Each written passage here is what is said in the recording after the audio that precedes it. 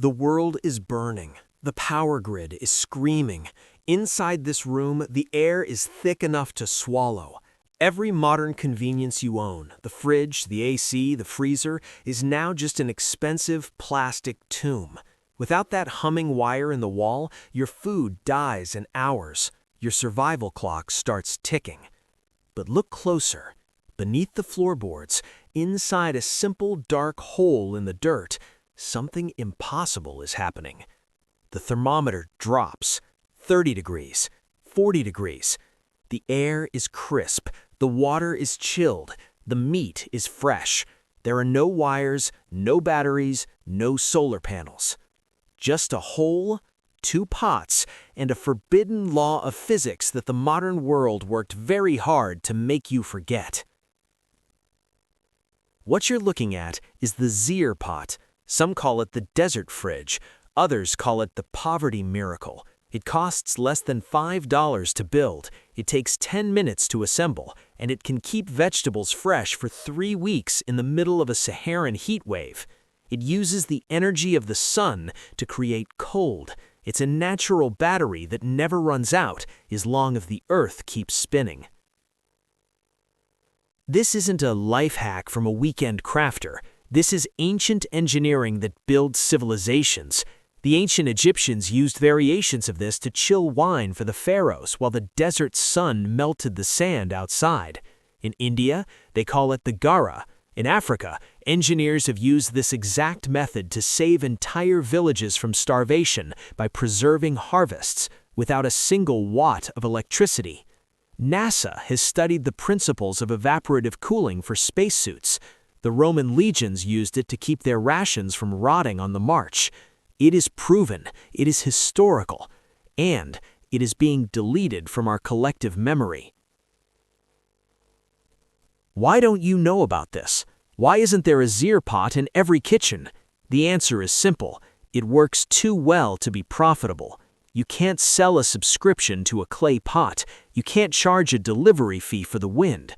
The moment you realize that the earth itself is a giant heat sink, you stop being a consumer. You become a threat to the cooling industry. This knowledge wasn't lost, it was replaced. They traded your self-sufficiency for a monthly bill and a machine designed to break in 5 years. They stopped teaching this in schools because they wanted you to believe that cold is something you buy, not something you create. You've felt this your whole life. Think about the last time you stepped out of a swimming pool on a hot, windy day. The sun is beating down on you, it's 90 degrees, but you're shivering. Your skin feels like ice. That's not a trick of the mind. That's the exact moment your body becomes a Zeer Pot. The water on your skin is evaporating, and as it leaves, it steals the heat from your body. We've been taught to call this getting a chill. In the world of forbidden science, we call it the phase shift. Here is the secret they don't want you to grasp.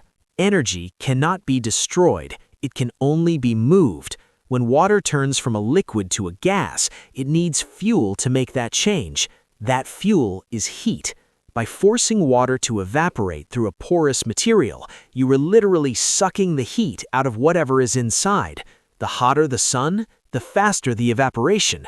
The faster the evaporation, the colder the pot. The sun, the very thing trying to rot your food, is the engine that keeps it cold. It is a perfect, self-regulating loop. You don't need a degree, you don't need power tools. You need 2 things, earth and water. Step 1, the vessels. Find 2 unglazed terracotta pots. This is the forbidden part. Modern pots are often glazed or painted to look pretty. That beauty is a seal. It kills the cooling. You need the raw, breathing clay. One pot must be large, the other small enough to fit inside with a 2-inch gap. Step 2, the insulation. Fill the bottom of the large pot with 2 inches of coarse sand. Place the smaller pot inside. Now fill the gap between the 2 pots with more sand. This sand isn't just a filler, it's your coolant reservoir. Step 3, the activation. Pour water into the sand until it's fully saturated, not soaking, but damp. Step 4, the seal. Place your food inside the small pot. Cover the top with a damp cloth. That's it. You've just built a machine that defies the heat of the sun for the price of a cup of coffee.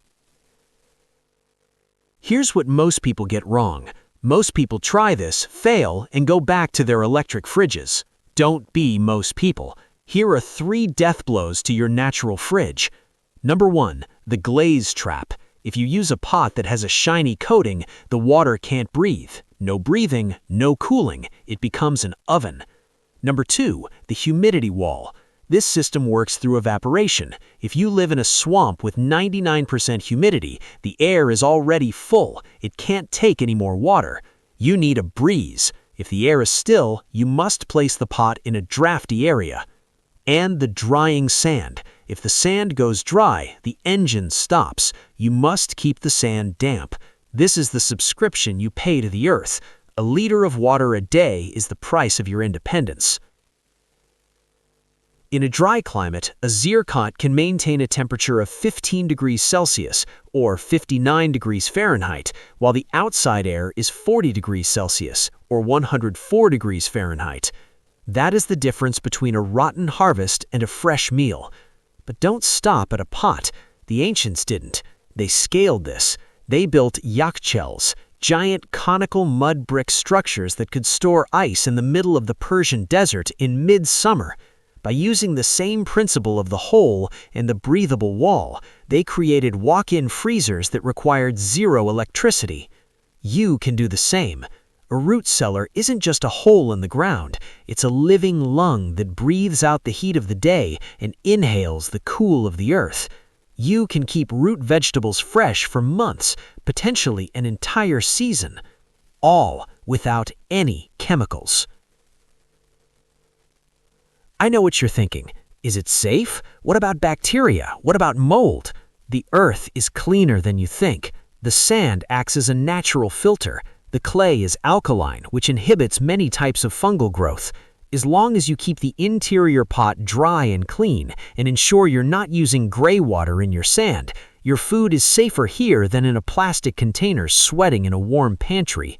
And if you're worried about it being too simple to be true, ask yourself why the most expensive wine cellars in the world are built exactly like this. We think we are the peak of human intelligence because we have smartphones, but we've lost the earth intelligence our ancestors had.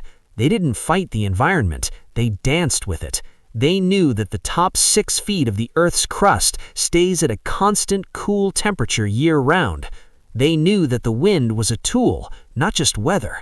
Every time you plug in a device, you lose a little bit of that ancient DNA. The forgotten underground cooling hack isn't just about cold tomatoes. It's about reclaiming a piece of your humanity that was traded for convenience. We live in a world of invisible cords. We are tied to the grid, tied to the grocery store, tied to a system that could vanish with one solar flare or one hacked server.